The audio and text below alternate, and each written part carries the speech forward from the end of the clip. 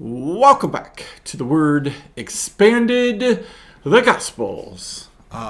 We really need to come up with an easier way to say all of that. So maybe we'll just come up with the word, the Gospels. I don't know, but we're in Matthew, and we're in chapter 6, and we're in verses 19 through 24.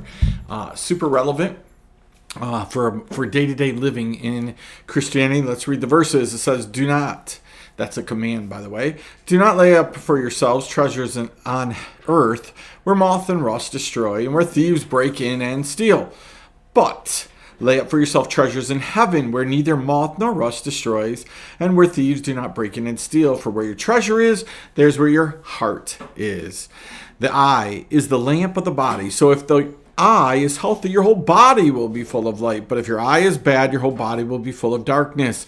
If then the light in you is darkness, how great is that darkness? No one can serve two masters, for either he will hate one and love the other, or he will be devoted to one and despise the other. You cannot serve God and money. Holy cow, Jesus packed a whole bunch in here. A lot of different sermons, right? The concept here, though, is that you and I are to be heavenly thinking in nature, right? We're constantly being called to think at a higher level.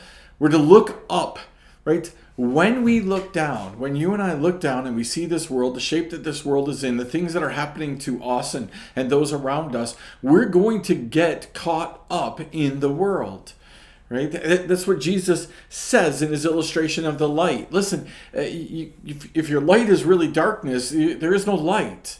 Right? This is the problem, that a lot of us are walking around being crusaders for light, but what's inside of us is not light. It's simply darkness, because we're looking at darkness all the time. We're surrounding ourselves with darkness. We're being in the dark. Right? So God is looking at this from a totally different perspective. And so Jesus comes in and he says, listen, here's how my Father's looking at this whole thing. Right? You can only have one master. You like the little shot that Jesus puts in there at the end. You can't serve two masters. Right? You can't serve both God and money. You're going to hate one and you're going to love the other. That is an every moment-to-moment battle. You cannot have two masters in your life. It cannot be you and Jesus battling out for the throne of your life. He isn't going to do that, right? So you give it to him. He sits in it. And the expectation is that you're going to humbly acknowledge him, Lord of your life. That works great in the hard moments. That works great in the moments when we need him. But what happens when God tells us no? What happens when Jesus says no? What happens when he asks us to do hard things? We want to kick him out. Right? So I want you to chew on this. Here's the concept, right?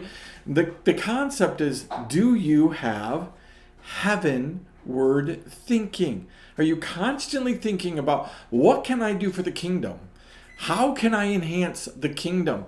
How can I march forward the kingdom? Are you thinking about the kingdom of God? Or are you thinking about your own kingdom? Now, I can't answer that. It's not even really any need for me to keep rambling on. I'm going to give you 10 more examples of this.